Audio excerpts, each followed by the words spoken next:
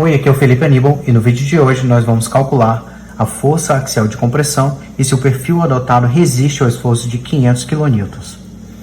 Este é o perfil adotado, as dimensões estão em milímetros, né? A classe dele é a STM 572 GR50, né?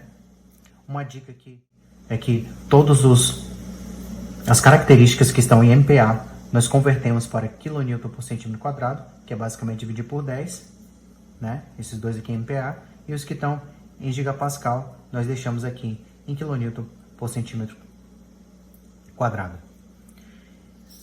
Bem, aqui nós temos como está esse pilar, né? Ele está engastado na base e livre na ponta. Primeiramente, vamos determinar os comprimentos efetivos segundo a tabela E.1. Então, na NBR 8800, né, nós temos aqui essa tabela para nos auxiliar a determinar os comprimentos efetivos. A nossa condição de apoio em uma das extremidades é engastada e na outra é livre, que se encaixa aqui na condição E, né? Nós temos aqui os valores teóricos, né, que são aqueles que a gente estuda na resistência de materiais, e o valor recomendado pela norma. Vamos utilizar 2.1 para o Kx e para o Ky. Para o Kz, vamos observar aqui o item E.2.2. Vamos utilizar a condição B, que nós temos uma extremidade restringida e a outra livre para rotação. Tá, então, para o Kx e Ky 2.1.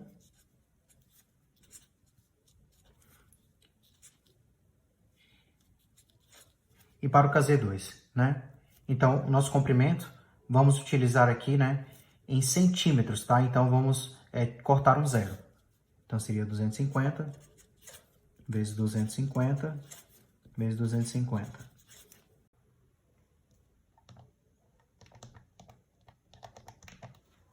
Quinhentos e vinte e cinco, e aqui 500.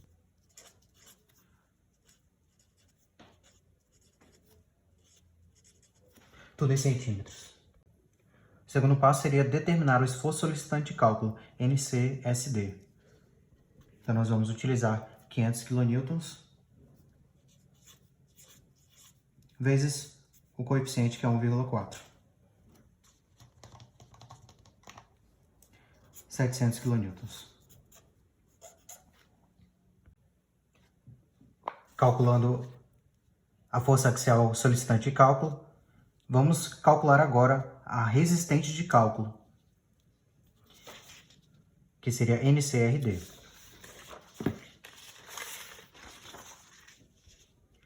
A norma nos traz que NCRD tem essa forma aqui, né? Que é o X vezes o Q, vezes a área da seção transversal, vezes extensão de escoamento, dividido pelo coeficiente de ponderação A1. Vamos entender o que significa esse coeficiente Q. Ele é um fator de redução associado à flambagem local, cujo valor deve ser obtido no anexo F. O anexo F nos traz aqui o conceito do Q, né? Que ele é igual a QS vezes QA. Que eles estão relacionados com dois novos conceitos, que é AA e AL. AA sendo duas bordas longitudinais vinculadas e AL apenas uma borda longitudinal vinculada. O que significa isso? Vamos ver primeiramente o AA, duas bordas longitudinais vinculadas. No nosso perfil I, ele pode ser basicamente separado em dois, né? Nós temos a mesa e nós temos a alma. A alma, ela possui vinculação em dois pontos. Ela é vinculada aqui e aqui. E a mesa, nós temos duas divisões, né? Uma da esquerda e a da direita. Vamos imaginar que a mesa seja apenas aqui, ó, do meio até a ponta. Então, ela possui apenas uma vinculação e a mesa ela está classificada como o AL, que é apenas uma borda longitudinal vinculada. Sendo assim, nós podemos caracterizar a alma em AA e a mesa em AL. Esse conceito ele vai nos ajudar a determinar QS e QA. Indo para a tabela F1, vamos identificar a condição limitante para a mesa, sendo que é um perfil laminado. Então, AL, grupo 4, mesas de seções IHT ou laminadas. É laminado, tá, pessoal? Não é soldado. Se for soldado, nós iremos utilizar o grupo 5. Então, a condição limitante da minha mesa tem que atender este critério aqui. B sobre T limite tem que ser igual ou menor a este valor aqui. Seguindo a nossa marcha de cálculo, vamos determinar o QS. Então, aqui na tabela nós temos que tem que atender este limite. Então, vamos já colocar aqui 0,56.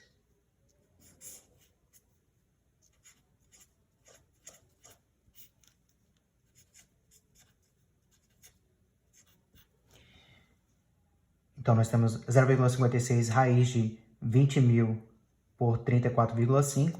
Tem que ser menor ou igual a... nós temos que analisar o que é o B sobre T no perfil laminado. Então, a norma considera o que? A metade da mesa sobre a espessura dela. Então, nós vamos ter que metade da mesa é 114. Sobre a espessura, que é 14,9.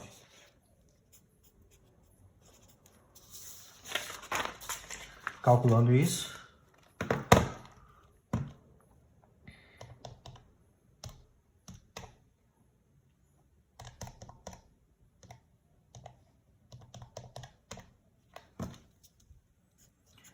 nós temos que o nosso limite é 13,48. Tem que ser menor ou igual a... Vamos ver...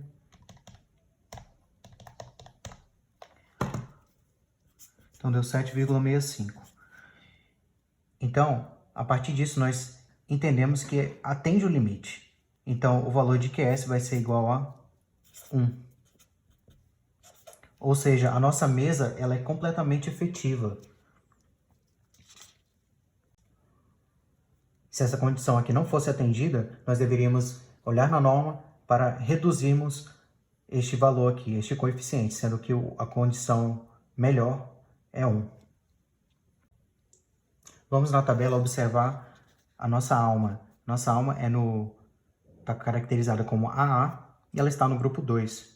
Então, a relação B sobre T tem como numeral limite este valor aqui, 1,49, raiz de módulo de elasticidade sobre tensão de escoamento. Então, seguindo o cálculo,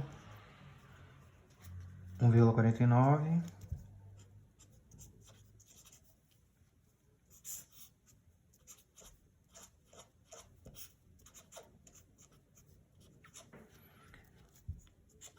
Tudo isso tem que ser menor ou igual a B sobre T.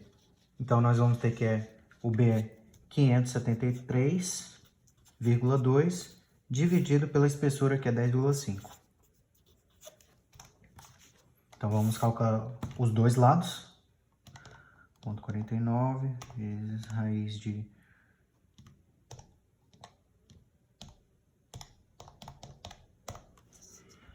Então, nossa relação B sobre T limite é 35,87 e ela tem que ser menor do que 573,2 dividido por 10,5. Então, nós temos aqui que a nossa condição não foi atendida, então o valor de QA vai ser menor que 1. Vamos entender agora olhando o ponto da norma F.3.2. Neste item, nós vamos entender como calcular a largura efetiva da alma da nossa coluna, tá? Os pontos importantes dessa equação, né, é o CA, que nós vamos utilizar 0,34, e o sigma, que nós vamos utilizar como medida conservadora o valor da tensão de escoamento do aço, ok? Então, a largura efetiva, ela vai ser dada por 1,92 vezes a espessura da alma da nossa viga, que é 10,5,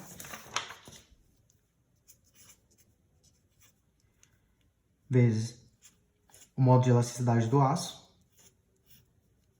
dividido pela tensão de escoamento, que é a medida conservadora. 1 menos o CA, que nós vamos utilizar, é 0,34, dividido pela relação B sobre T, que nós já calculamos, 54,59, vezes o modo de elasticidade, dividido pela tensão de escoamento. Tudo isso em raiz. E tudo isso tem que ser menor, pessoal, que o nosso B. O nosso B, ele é dado por essa medida aqui, ó. Então tem que ser menor. Menor que 573,2 milímetros. Então, vamos calcular. 2 vezes 10,5 vezes raiz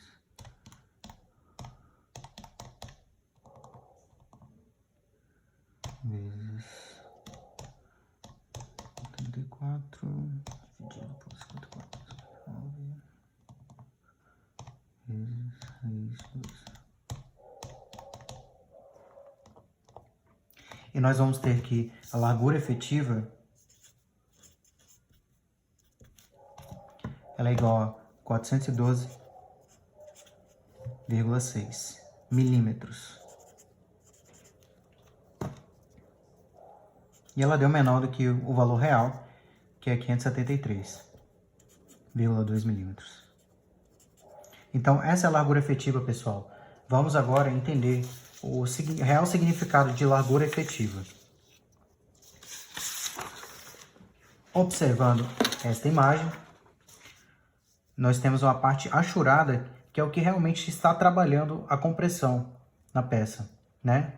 E a largura efetiva que nós acabamos de calcular é o valor de 412,6, né? E se nós formos tentar absorver aonde que a seção está sendo trabalhada, é nas extremidades. Então, a área que nós acabamos de calcular, a largura efetiva, ela é dividida por 2, porque metade está para cima e metade está para baixo.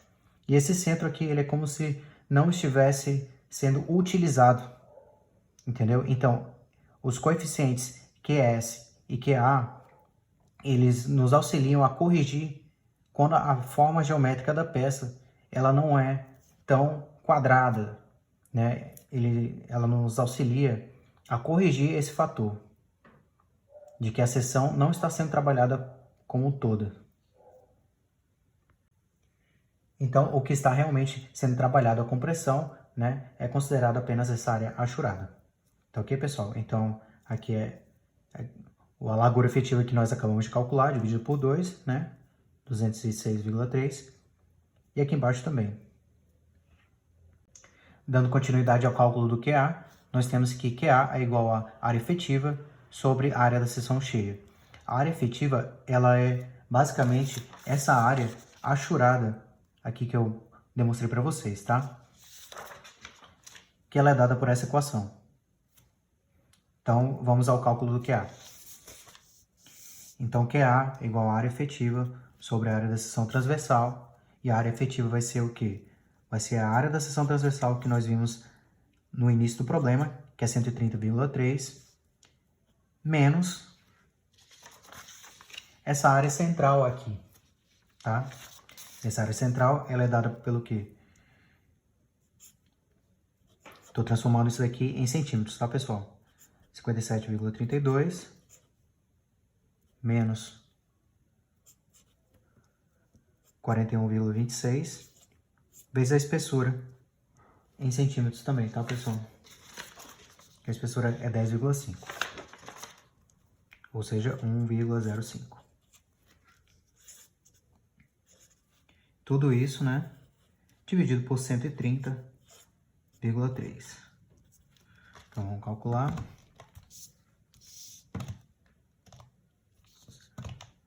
130,3 menos 1,53.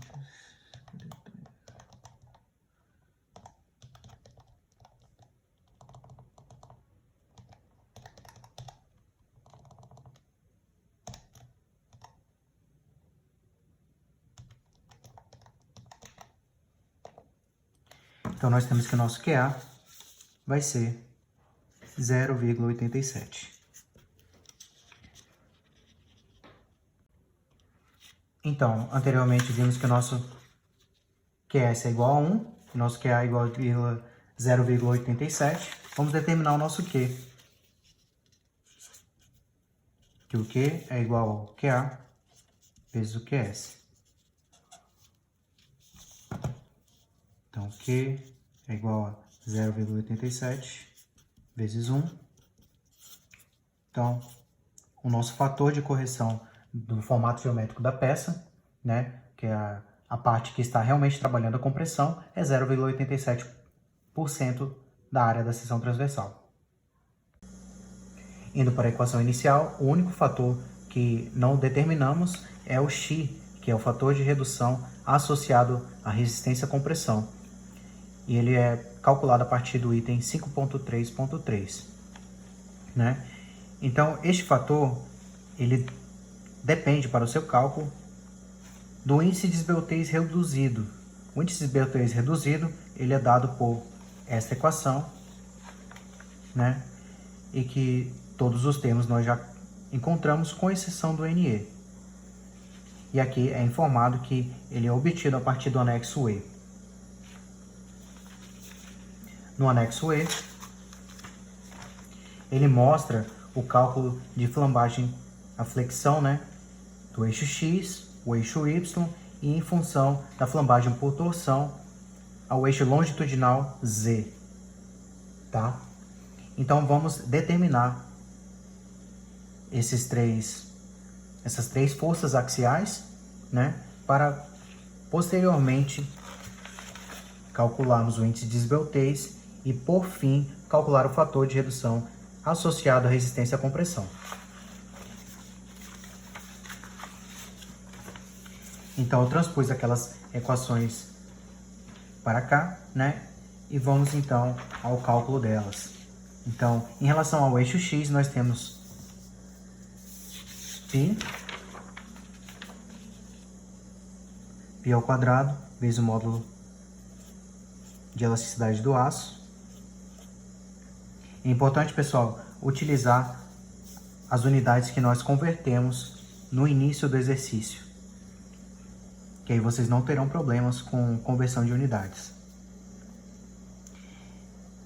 Momento de inércia 700,003 dividido por Kx vezes Lx. E aqui nós temos Kx Lx, 525 ao quadrado. Então, calculando isso,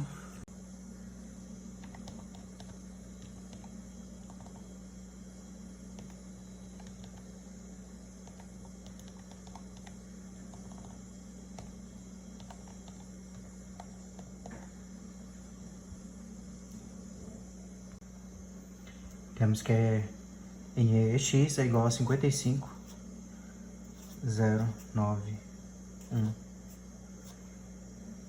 kN. Calculando agora NEY, nós temos π ao quadrado vezes o módulo de elasticidade do aço.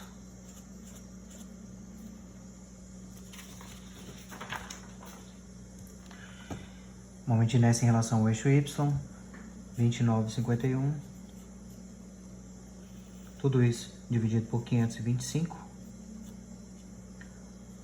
que é o nosso KYLY ao quadrado. Então, nós temos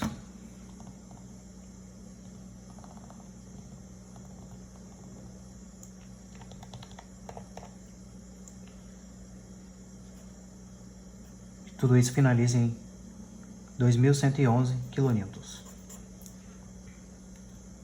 Indo agora para NEZ, né? Nós vamos calcular isso, sendo que de primeira nós temos que calcular que é o raio de giração polar, que é dado por essa equação, né? Já como nós estamos trabalhando com o perfil I, e ele é um perfil duplamente simétrico, x0 e y0, que correspondem à posição ao cisalhamento, serão zero.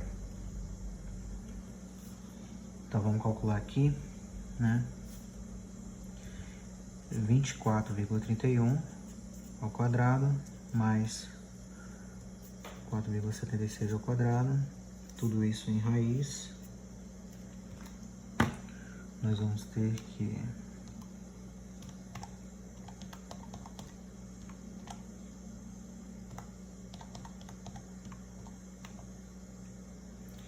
isso se dá por 24,77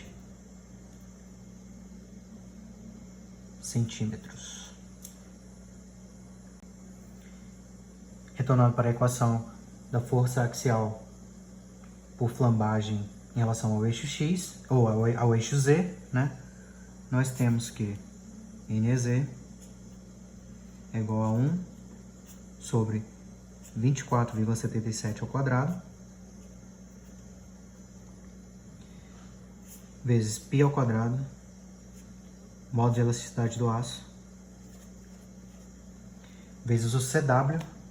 O CW nós conseguimos encontrar no catálogo de perfil metálico, né? Que é esse daqui, 2.544,966.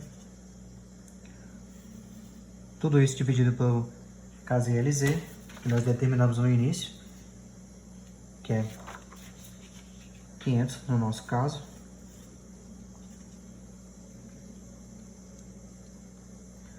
Mais constante de cisalhamento, 7.500, vezes 81,68, que é o J, que na tabela nós vamos encontrar como IT, tá? Calculando tudo isso, NEZ é igual a 1 sobre 24,77 ao quadrado, vezes 3,14 ao quadrado, que é o π, modo de elasticidade,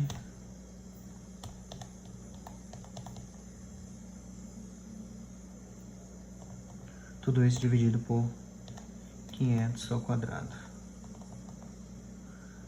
mais constante de cisalhamento, vezes o J, 81,68.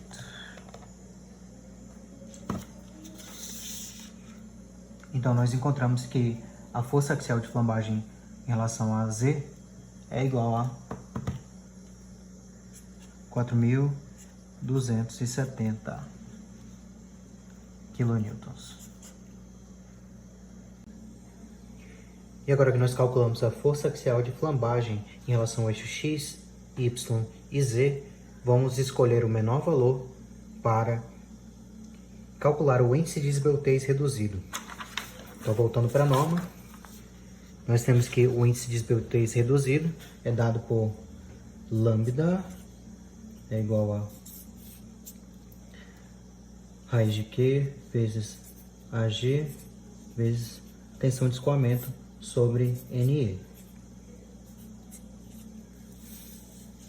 Então, nós temos que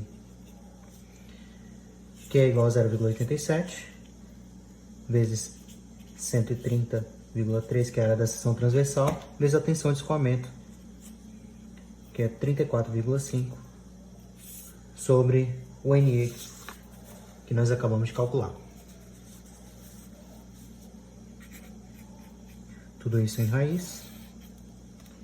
Vamos ao cálculo.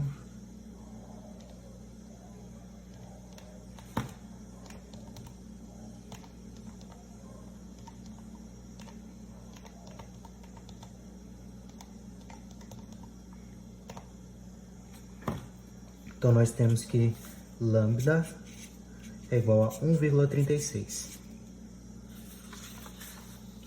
Então, nós calculamos o índice de esbeltez reduzido, que é o lambda, e, por fim, conseguimos executar, né, a equação que determina o fator de redução X, que é o fator de redução associado à resistência à compressão. Se o lambda for menor ou igual a 1,5, que é o nosso caso, utilizaremos essa equação. Para os demais casos, utilize-se a equação abaixo.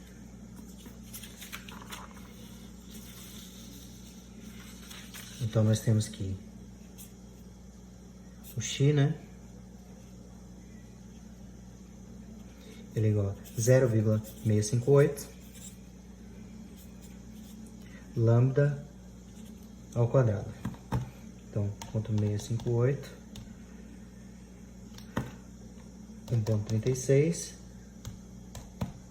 ao quadrado.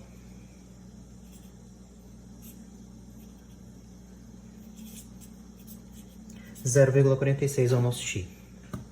Tá? É adimensional mesmo. E agora vamos retornar aqui a primeira equação do exercício, que é onde ele solicita para a gente calcular a força axial resistente de cálculo, a compressão, né? Então, nós temos todos os elementos. Então, o último passo, que é o 5, NCRD, que é dado pela equação X vezes Q, vezes a área de seção transversal, vezes FY, tudo isso sobre gama A1. Então, 0,46 vezes 0,87 vezes 130,3 vezes a tensão de escoamento, que é 34,5, e o coeficiente de ponderação, que nós conseguimos determinar a partir da página 23 da norma. Nós vamos utilizar condições normais, 1,1. Colocando tudo isso na calculadora.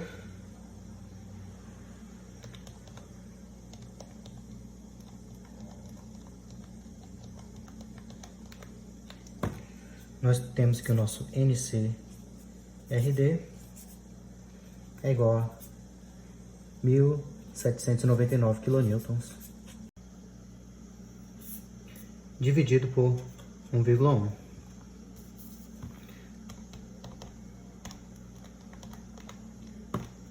Então, nossa força resistente de cálculo é igual a 1.635 kN. E respondendo a pergunta, né? Então, a primeira pergunta, que fala sobre qual a força resistência à compressão. A força resistência à compressão é 1.635 e se resiste ao esforço de 500 kN. E a resposta é positiva, né? Resiste sim, porque nós, em comparação à resistência com o esforço solicitante, que 500 kN vira 700, então essa peça está ok. Então, pessoal, lembrem de deixar um like e se inscrever no canal. Um grande abraço a todos.